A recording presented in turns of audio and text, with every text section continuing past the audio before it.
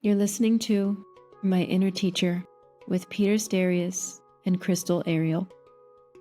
The answers you seek are within you. John, let's start because the thing that I wanted to start with is the way we met. And it is such a, I don't know, familiar way over the years that I've come to meet incredible people. And it's random. It's totally random. And I don't know if Amber, who's a student of yours, told you this story, or if I told you. I might have told you when I saw you, but I'm in this class, an hour and a half drive from where you live, and this woman, Amber, comes to my class. She's a yoga teacher in Sussex somewhere, and she said, "You really need to meet John." And I go, "Who's John?" And she, "You don't know who John Stirk is?" And I said, "No, I don't. But you just need to meet him." And so I think I emailed you, or maybe she gave me your cell phone. And I know, I think it was an email, because I think I said something in the email like, "John, nice. I'm introducing myself. There's a student of yours that thinks I really need to meet you." And you responded right away the same day, And I vaguely remember you said something like, "I heard I have to meet you too." And maybe that was my imagination. But that was through Nikki, who sets up workshops for you, I think. Right. And exactly. It was great to meet you. We had a nice conversation. I felt that we had a lot in common. I mean, yoga teachers should have something in common, but not everybody does. Shouldn't they? Everybody's a little bit different. So yeah, great. It's good. All right. Well, I'm glad we were both anticipating enlightened, or at least entertaining conversation. Absolutely. Which that first meeting, I felt like we could have been there all day. But your wife said, "It's time to go, John." Yeah, absolutely. And we that's what my wife does. It's time to go, Peter. Yeah. So, John, I read your first book. Like, I just, every page, I was on it for like 5 minutes, because there were so many wonderful things every time I turned the page. And I had to reread it, because it was so profound for me to read words that similar to words that I've written, but without the depth, to be honest.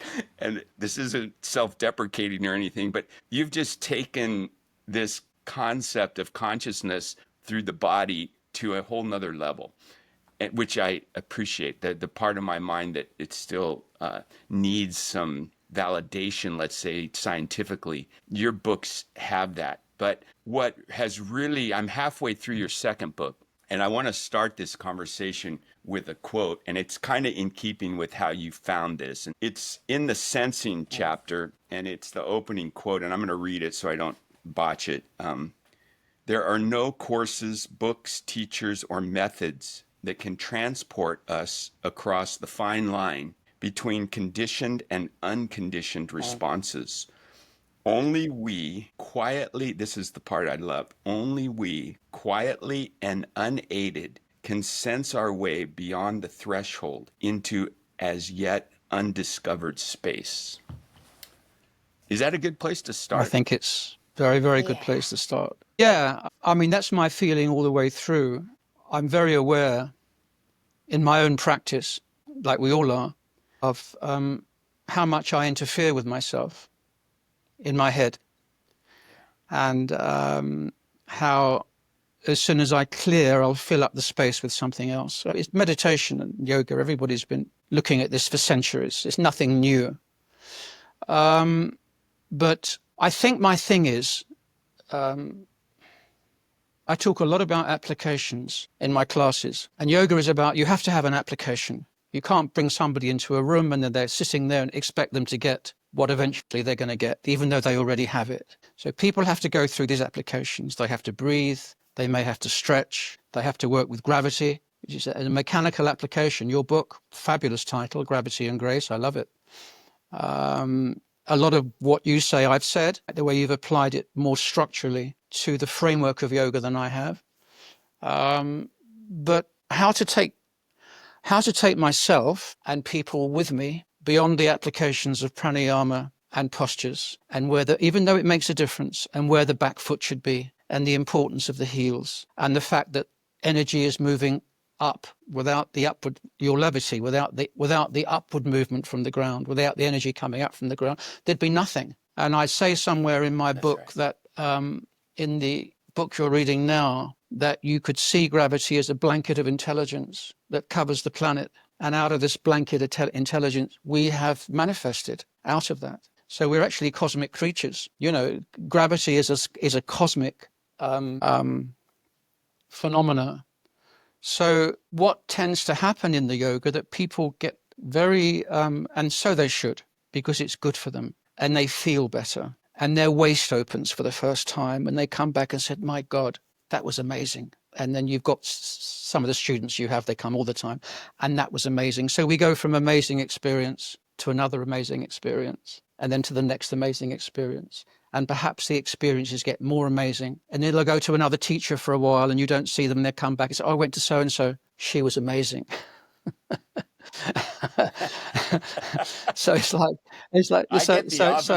so this is fine, but understandably, that I find that, I don't know if this is leading where you were asking me, that people, through no fault of their own, because to free oneself, and that's what yoga is all about, it's freedom from one's conditioning, it's very easy to empty out and fill oneself up. You know this, you talk about it, with the conditioning of yoga, which has its own conditioning.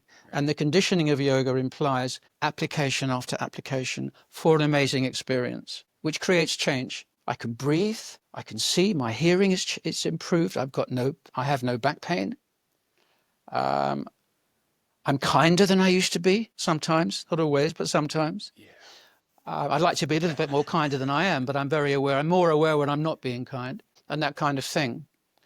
So there's change. People can change after one session, never done yoga before, and they keep coming. And there's also transformation, which is not change. Change is great, and we start with change. Transformation is a little bit more profound and a little bit deeper. And that transformation means finding ways of going beyond all the applications, and they keep coming, all the applications. Finding ways of going beyond that, and kind of not landing in something. We land into that, just landed, it was amazing, and all the rest of it. So for me, the yoga is not amazing, and it's not about an amazing experience. But if I hadn't given a lot of people amazing experience over a period of 45 years, I probably wouldn't have any students. I'd probably have the same 3 or 4 students that first started coming to me in that little room somewhere in London, you know. So they have to have that, and that's par for the course. But if one's developing one's own practice, call it a practice. If one's developing one's own practice intelligently, you can never really, yoga is about stillness, but it's about the kind of stillness that never stands still. Krishnamurti talks about the movement of the mind, and he's talking about silence and stillness in the same sentence. So my work currently, I started 45, 50 years ago, actually. I started teaching 48 years ago. I couldn't keep it to myself, like none of us can. And what got me into it was the sensation, was the feeling. It feels amazing. It was amazing. And it was amazing this morning, but it was a different kind of amazing. And it's still to do with sensation, because we are sensation. So you can have sensation in postures. You can have gravity is a fabulous sensation. The energy coming up from the floor is a fabulous sensation. Combining the sinking or the falling or the dropping or the suction of the earth with the energy coming up from the ground, from the earth. Fabulous. You've got 2 sensations, bringing them into one sensation, just the contact with the earth, with the floor. Iyengar spoke about that all the time, but he just had a different approach. So you asked me something, I can't remember. I'm just talking from where I happen to be from moment to moment. You asked me something and I started to answer you, and I can't remember what you said, and I can't remember what the beginning of my answer was. I just know. Can yes, I give me a hand. Yeah. Where the reason I read this quote to start is because it implied this undiscovered space. You basically are saying no one can help you get there. and great, we'll call it grace, whatever. You somehow went there. And I want to hear, did you have a teacher? Krishnamurti sounds like a pretty strong teacher to inspire this, but is there a living person that you had met that prepared you for that journey into undiscovered space? I had it when I was five. I had it when I was 5 or 6 years old, like all of us. When I was laying in. Yes, I you didn't have it. Yes, you did. When you did. Crystal did. Laying in, everybody has it. It depends what your circumstances are, but you're laying in bed. Probably been. I don't know if you had this experience. I think most children have. You're laying in bed. It's still summer, but you're still going to school, so you haven't broken up from school yet. And you may have siblings. You may not. It's still light, 9 o'clock at night, and you're not tired, but you've been put to bed for whatever reason, and it's still light, just dusk, and you're looking out the window, right? And you can hear a few sounds. You can hear a few sounds. Of course, you hear a few sounds coming from the kitchen, and you're in bed, and you're safe in bed, and you're looking out the window, and and you're thinking, and then you suddenly stop thinking, and you're looking out, and you know everything. You know everything, but you don't know that you know everything. But you know everything. Yeah. And I was very aware of that. And I remembered that, and I had that because I didn't have a great time when I was a kid, like many of us. But I remember that later on. Now, that came up again for me when I started very, very basic stretching 45 years ago. Started opening my chest and releasing the conditioning that one had accumulated since being 5 or 6 years, because that wonderful space that we have gets filled up by our conditioning and by our habit and what we have to do. No one can take you there. No one can, whatever anybody tells you, unless you meet, of course, somebody will stimulate that. Yes, you have to have some good teachers. Iyengar was a great teacher. Garavelli was a good teacher. R.D. Laing, who I spent a lot of time around. Ronnie Laing wrote The Divided Self. He became a cult figure. He was extraordinary with crazy people. People that were quite crazy, he would go and sit with them, and he transformed them just by his presence. Amazing man.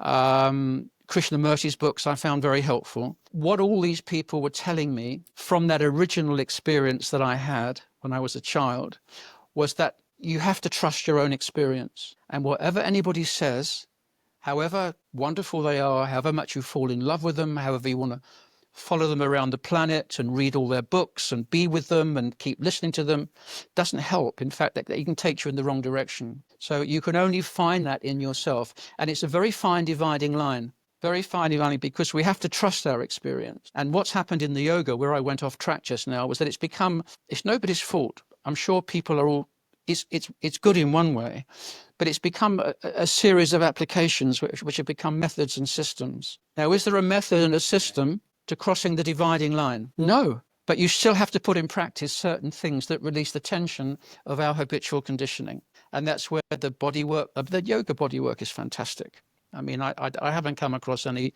body work that you can do for yourself that's as effective as breathing, the end of the exhalation, right?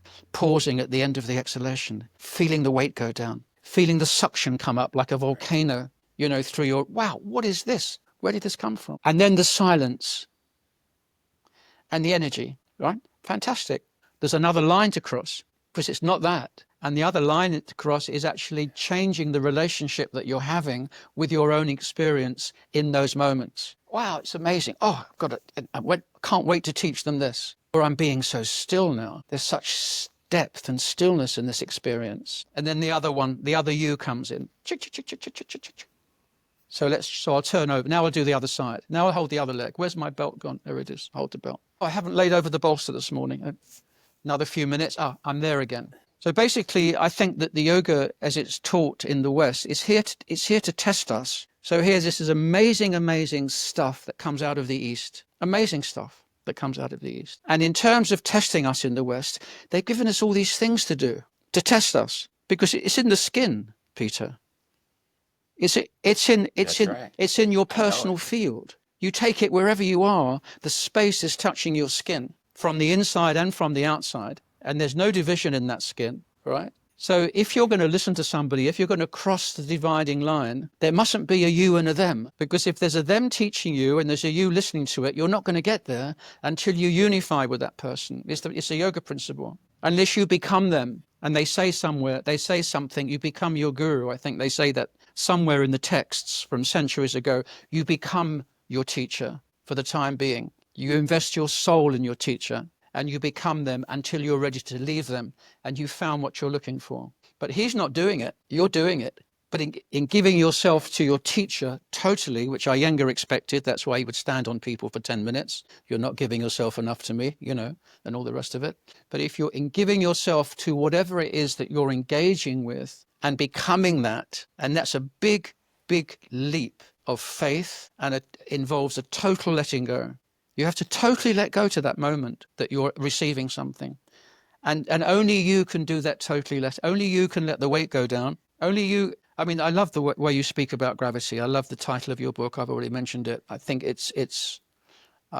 you've picked up on that, and I think it's been missing to some extent, in the yoga world. So that's really good. But then that's not, whatever we write comes close to it, but it's not it. So the itness of it is in the unknowing of it. And that's why I like quantum physics. It's in the possibilities. So when you're in the realm of possibility, when you meet somebody and you fall in love for the first time and you're out on your first or second date, right? It's all possibility with a little bit of probability. It's all possibility. And this is amazing. And you're excited. You can't sleep. I wonder if she feels the same way that I feel and all the rest of it. So it's yoga for me. I mean, looking at it in that way, because there's many ways you can look at it. It's a little bit like falling in love for the first time, right? But to fall in love for the first time, you have to fall out of love with yourself in the way that you are and become that person. I don't know. It all sounds a little bit, but anyway. So the fine dividing line, yeah. So there's many ways of looking at it. Hey, quick note. Peter's Inner Teacher Academy is launching soon. If this is resonating with you, head over to innerteacheracademy.com and grab a spot on the wait list. These trainings are intimate and space is limited. So if you want to be first in line, tap the link in the description below and sign up. You can also see details about my 2025 retreats at some incredible locations around the world, like Iceland, Austria, California, and New Zealand. Attendance at these trainings will count towards in-person hours for the Inner Teacher Academy. And now let's get back to the magic. I want to ask you, I want to go back to what you said about once you make something into a method. Well, you mentioned that briefly here, and I was listening to another podcast where you were talking about how once something is turned into a system, it takes the wonder out of it. Yes. So yesterday we were talking to a few people, and I had mentioned, I thought that I needed to find my own method or create my own method. And I'm not feeling it, at least right now. And then when you said that, I want to know more about what you mean by that, because not knowing the sequence to follow or the things that you're supposed to do or the things that you've taught yourself or been taught by other people to do just creates this space of spontaneity, I guess, or just magic or wonder, Yes. like you were talking about love. There's I've got it there's a state of wonder. There's a Swiss cultural philosopher. His name was Jean Gebser, who was around in the 1940s. He wrote an extraordinary book called The Ever-Present Origin. Thick tome. A lot of it is about primitive art. And he talks about how looking at the art in the caves, and he's trying to understand the quality of their consciousness. And he talks about a level of consciousness where they were part of the land. There was no difference between them and the land and the trees and the animals and all the creatures that were around. They were part of it. And then as they gradually evolved a little bit more, they realized there was a separation between them and the land, their consciousness. And then there was a group consciousness, which the group was like one organism. And as they evolved a little bit more, they gradually split off into their individuality. So, and he also talks about a sense of wonder that they had. They had this sense of wonder, and it was I can't remember, it's in Deeper Still. I can't remember whether it was mythical consciousness. I think it may have been archaic consciousness. He leads all the way up. I think you said magical consciousness. Magical consciousness, exactly right. And so that magical consciousness is still here. That sense of wonder is still here. And I think we all feel that when we've been in with a group, and at some point during the middle of the afternoon, it may be on a retreat or something, there's this feeling of wonder in the space. You could actually cut a slice of it and take it home with you. It's just so thick with wonder and magic. And that's the thing that people remember. Now, we have that in us. And that sense, that innocence. And for me, the yoga is paring everything back without losing ourselves completely, but paring everything back so that we come back into that. Now, if you give somebody a system and a method to come back to the magic, it's a very fine dividing line again between telling people what to do and what to feel and giving them the space and the language to feel it in themselves. Otherwise, they're never going to get beyond that, except just feeling great. So what primitive man was in, or if you look at the magic within a group, you're in a field of magic because everybody feels it. It's a field. It's a field of wonder. Everybody's feeling the same thing. It's the same as the energy field inside your body. You have an energy field inside your body. You have an energy field outside your body. Your gravitational field and the energy arising from that is one field. And then from the gravitational field, you have your own personal biofield, which is pure energy. It's a field. And that's actually basically, and that enables you to feel the primal field, which is all inclusive and spreads out beyond this planet, before matter actually existed, before gravitation. So for me, you have to pare it right back and of course teach people. Fabulous forward bend, David, little bit too much tension, Sheila, and you keep going on and you're running a class. But they're all doorways. You know this, they're all doorways, and you get stuck in the doorway because, God, my forward bend, it was when you said to me, yes, right, hang on a second. This is years and years later, fabulous, because it's good for you.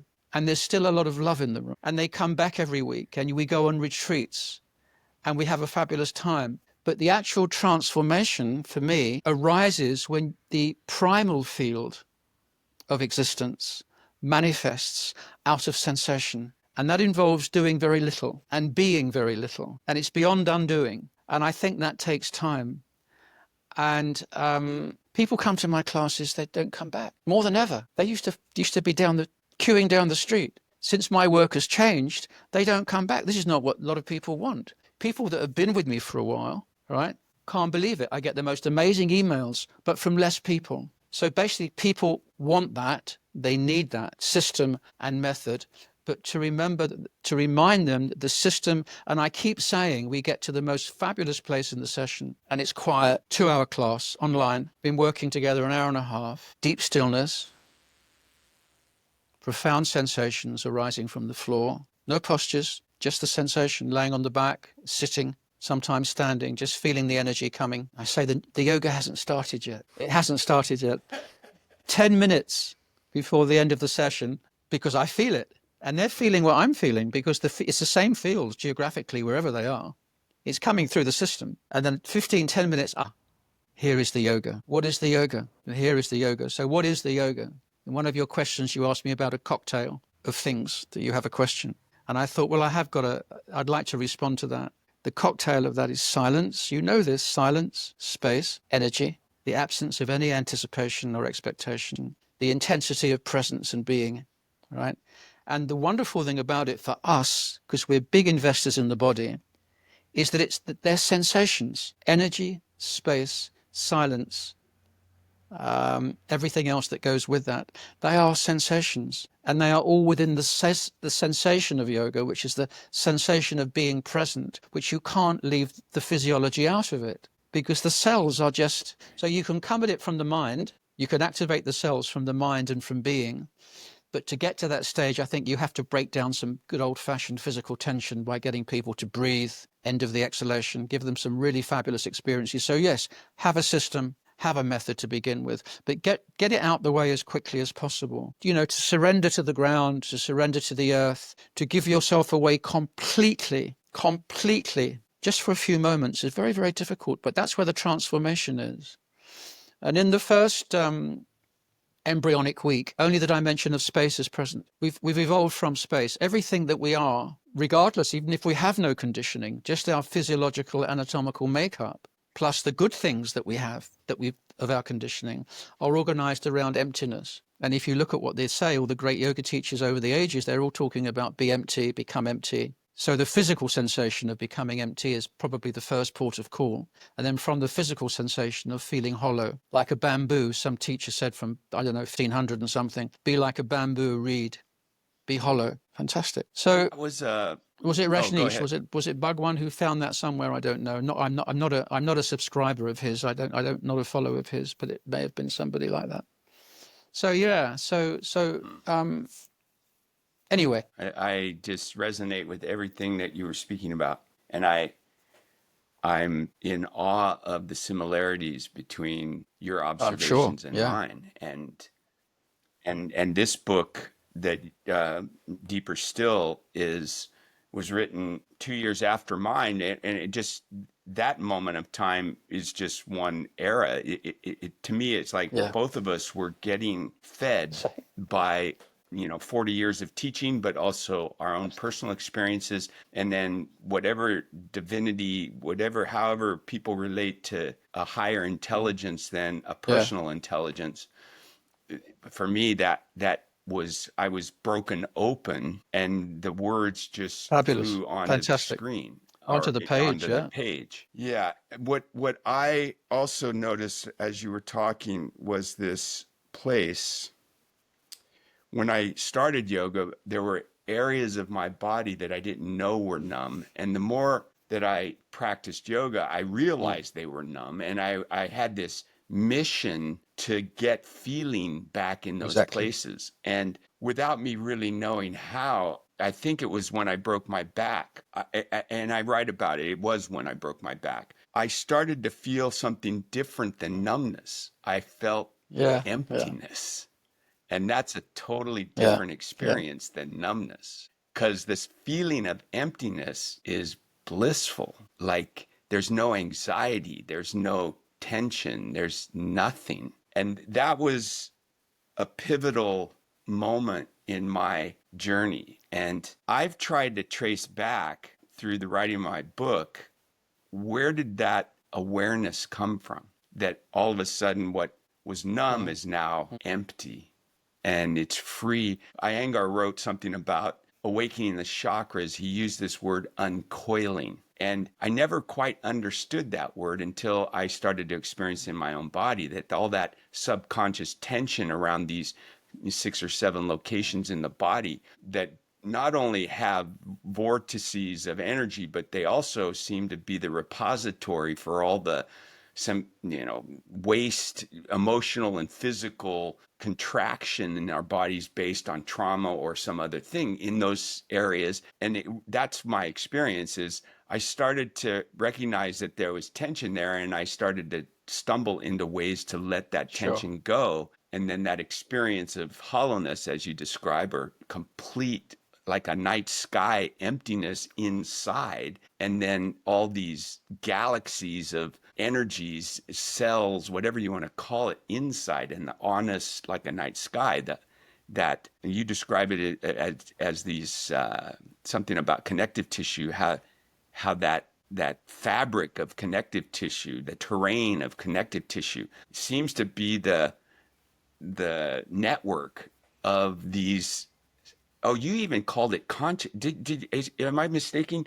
You called the connective tissue is consciousness. Did you say something like that in one of your books? I may have done. I can't remember if I did. I may have done. But you raise a very good point, Peter, because you had these dead areas that need to be awakened. So for you, seeing Iyengar at the time that you saw him was perfect. And I think for many people, how do you awaken these dead areas? Because they're trapped energy. So it could be one side of the body, or it could be a shoulder, and it could be very deep, or it could be on the surface, or wherever it happens to be. So how do you get that? Well, you have to address it, and the mind has to notice it. The mind has to discover that this area is dead. So it can either be quite a physical application, or it can be more of a meditative application.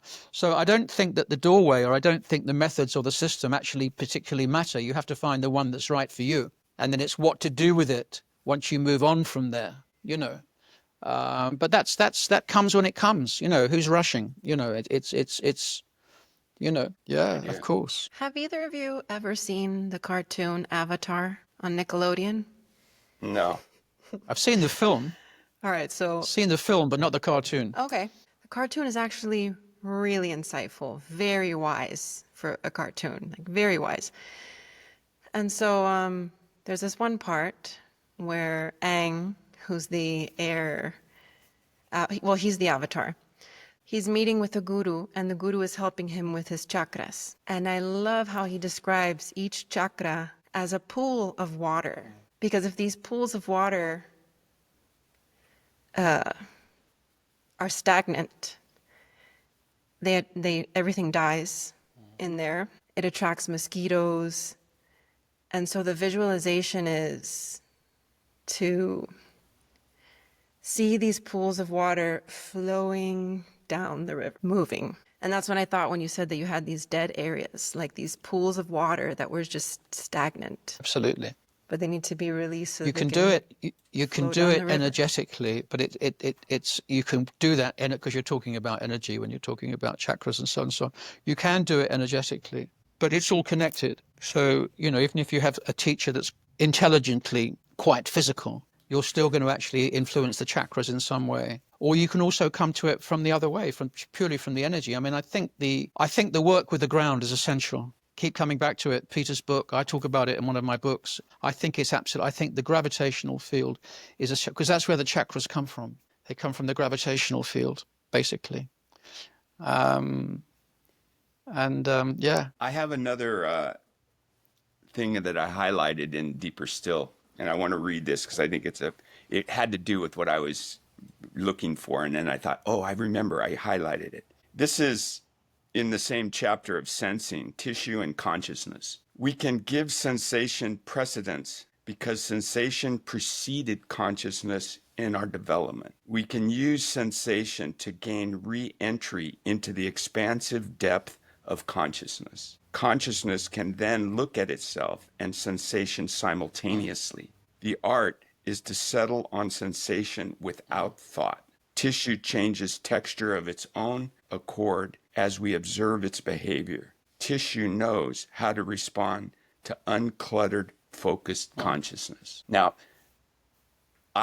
in the process of writing my book and looking back on these pivotal moments in my life, breaking a back, and on a physical trauma level, that was probably the top of the opportunity to awaken, but then also the psychological traumas that were very similar in the tissue response and the research I did on connective tissue for my book, not anywhere near what you've done in your books. But I came to understand that tissue really doesn't know the difference between psychological trauma and physical trauma. It kind of registers, my understanding of it, it registers similarly into the tissue, and it stays in the tissue, and it's up to us to uncover it there and to transform it. And I'm curious, when I read that, what I just read to you, did that spark your memory of how tissue and consciousness at that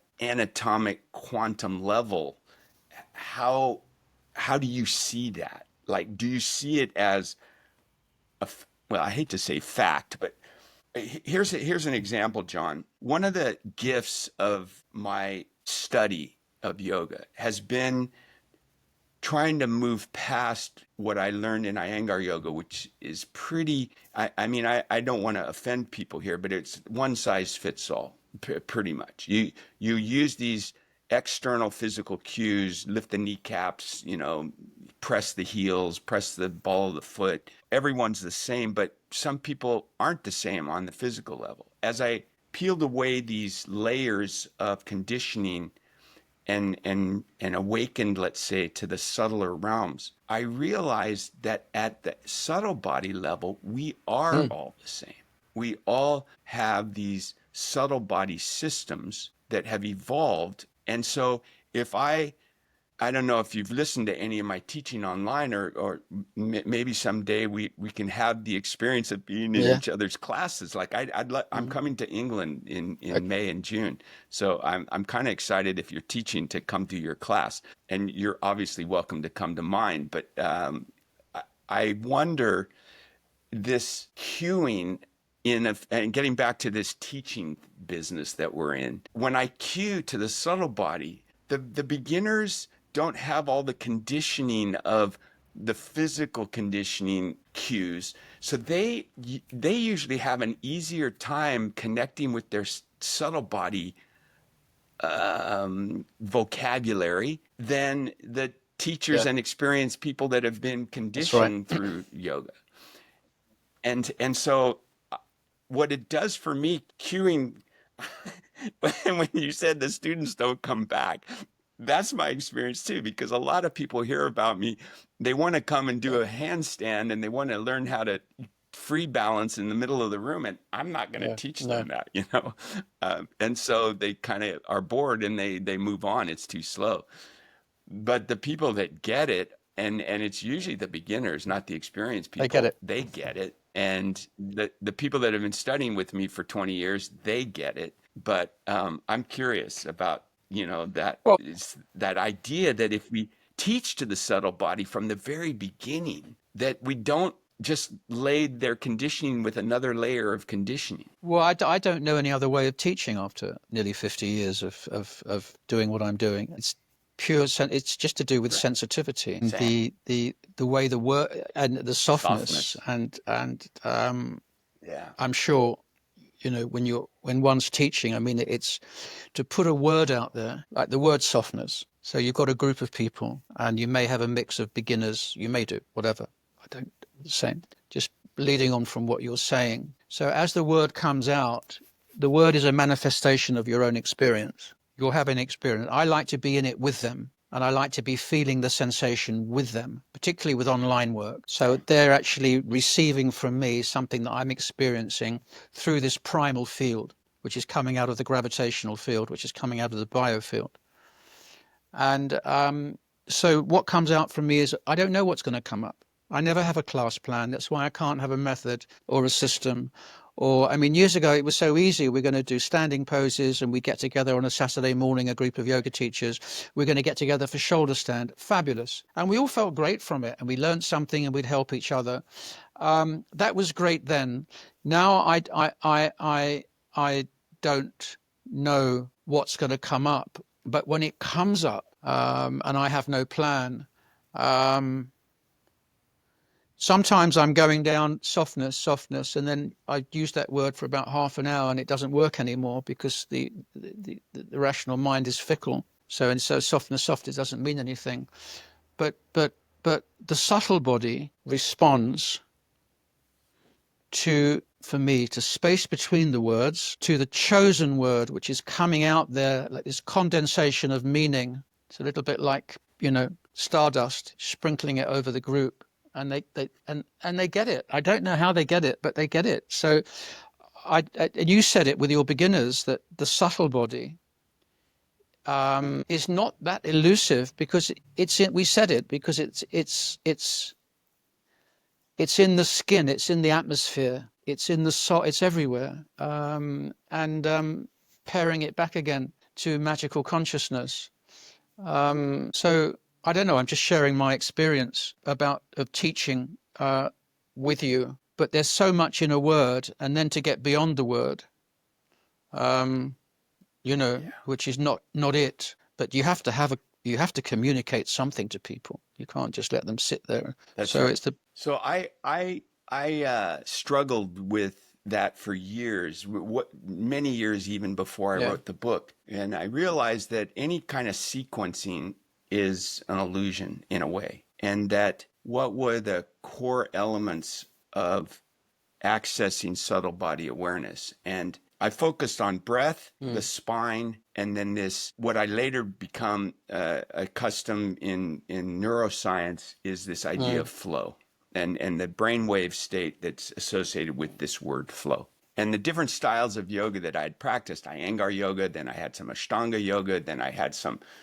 various iterations of hybrid Ashtanga Iyengar, you know, that was all that was available, let's say, in these formative years of my practice. This idea of focusing on three elements of the subtle body, because, and this is a joke, but also the truth that I always had trouble keeping my memory. Like Shandor, my teacher of 20 years, would say, don't take notes. Let your mind receive uninterrupted with you trying to write, and trust that the seed of my words is going to be permanently implanted, and that through practice, those seeds will blossom. Those seeds will sprout, and you'll come to some. And I've Great. experienced that Yeah. with him for sure. But I still had this, what would you call it, habit. It wasn't even a habit. It was more like a judgment of myself that my mind could only hold 3 thoughts Yeah. at one time. And so I came up with this idea of 3 practice principles. And like I said, I concentrated on the breath. And that first principle of practice is back body breathing. And I don't know if you got to this part of my book, but the second part is the spine. But the spine is more complicated in a way than breathing. And so within this idea of spine, which I call spine mechanics, how to physically work and energetically work with the spine, there's these 5 fundamentals. And so I kind of cheated a little bit. It's 3 things, but in one of them, there's 5 fundamentals. But it helped my brain hold it. And then the last one is the fundamentals of flow. And, the flow idea is what I learned doing Ashtanga for 3 years, which is totally different energetically than Iyengar yoga. And there was a gift in that present moment experience in the Iyengar classes. Let's do a pose, go to the prop closet, come back, let's talk about it, let's demonstrate it, and then go do the pose again, where Ashtanga was like in the flow, and it stayed synchronized movement and breath for 90 minutes, sometimes 2 hours. And yeah, so that was this kind of evolution of my understanding. And I read your book and I see you've had similar, I think it sounds very similar. I need to write another I need to write another book, because the Deeper Still was, I think, 5 years ago, and then the other one was 10 years ago, because there's another kind of flow that I'm also interested in.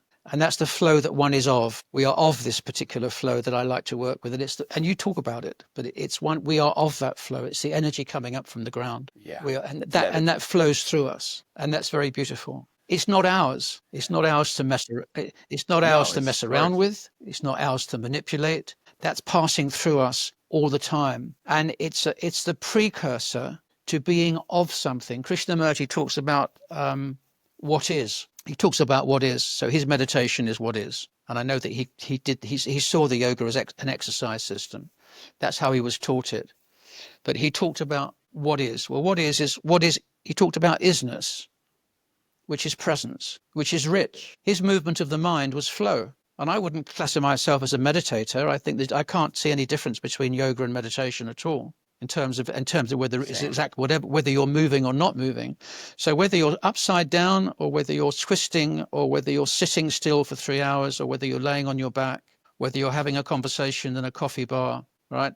Whether you're thinking about somebody you love, whether you're walking shopping, or whatever you're doing, that flow is constant, whatever you happen to be doing, or whatever you happen to be not doing. It's active when you're sleeping. And that flow can be accessed. It can be that flow becomes so strong, and this is what people can't find at first. That's why the beginners might find it. This flow is coming up from the floor, and it's coming into the biofield, and it's spreading through every cell, and it's passing through the skin into the space around us. And the thing about the thing about gravity. So what tends to happen in some of my sessions, Peter, is that people potentially feel a loss of self. They let go of so much tension, they're not there. And I think some people call it disconnect. All right. So for me, my problem in teaching is how to keep people out of, because they give away so much, not expecting to. They find that they give away sooner than they thought they would. They give away a lot of themselves because of the way that I approach what I like to, because I do the same with myself. Where is the support? So the support is in the ground. That's one thing. Somebody may need to take a few breaths or change position, right?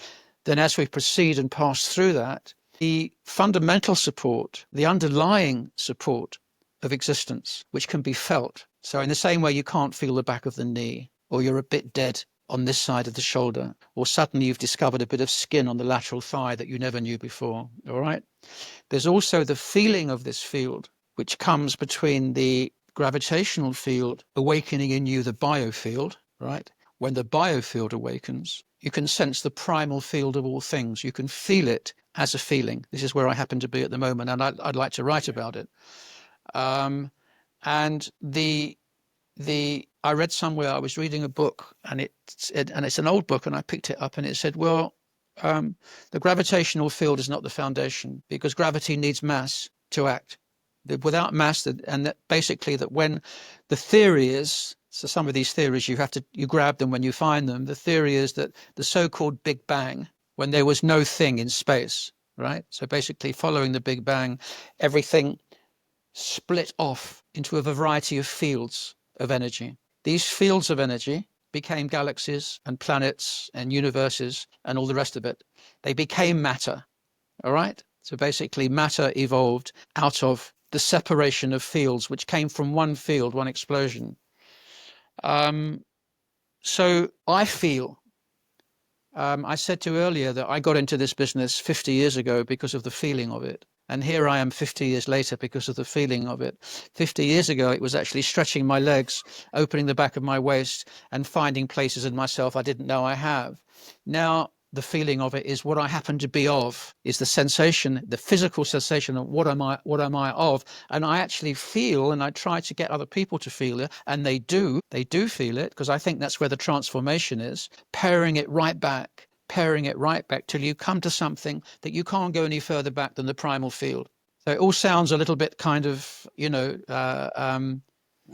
sophisticated and whatever they want to call it, but they spoke the thing that the masters, the great yoga masters, spoke about was the nature of existence. That was their thing. And they would keep talking about existence. Well, we know we exist. I can see it all around me. I exist, I am. They were talking about the pure sensation of existence as being indivisible from the field that we have come from. Now, where that is in the grand scheme of things, I don't know. It may be the primal field that we're feeling, but there is a field that we are ofness. I wanted to somebody said to me, can we have a title for that workshop? I said, well, how about something ofness? She said, you can't put that. Nobody will come. Of course you can't put that. But that could be the title of your new book. But it's the feeling. Well, it's the intelligence of ofness, which would be a title for the book, was the intelligence of ofness. What do you mean by ofness? Well, ofness is being, but you're with yourself. You're with yourself, you are yourself, you're present.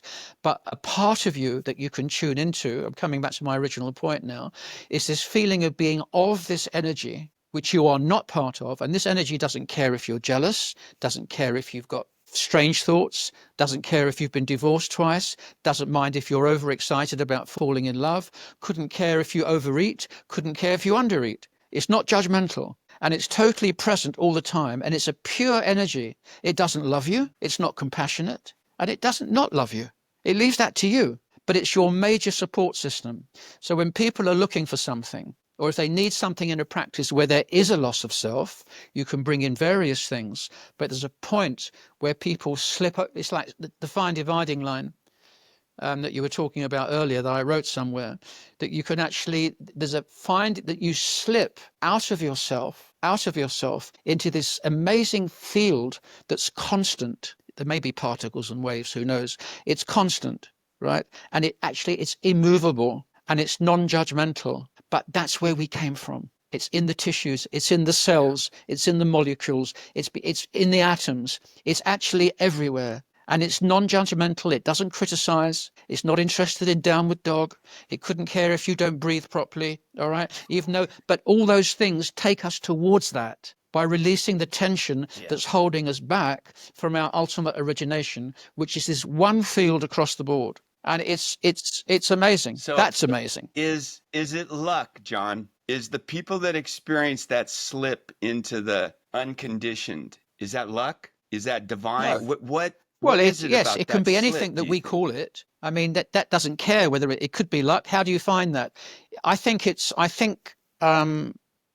don't throw the baby out with the bathwater. You've got to have the right teachers, and that's luck. You've got to have an interest that leads you in the right direction, that meets the right people. and your interest will actually, people that meet you will see, or us will see what's in us, and they will give us what we need. Because we're almost, I won't say we're in awe of it, but we're in the awe space where we're totally receptive. And that's what you need to be. Well, this is amazing. This is fabulous. So whatever we make of it, whatever we construct out of it, that will be short-lived. Because if it's right for us, gradually everything else will dissolve. Everything else will bring us back to that basic sense of ofness. I am of this. But at the same time, I still have myself. I'm not giving myself away. And this whole thing about this terrible thing about the self, or the self is such a bad thing, right? Well, if you're going to have a mind, or if you're going to change your mind, have a mind of your own, whatever it's like, to start with. You don't have somebody else's, have a mind of your own that can learn from somebody else's mind, but it's still your mind, because you may have grown up with adults, or you may have had a brother or a sister that saw you, that recognized that what you have is fantastic. Don't throw it all out, Yeah.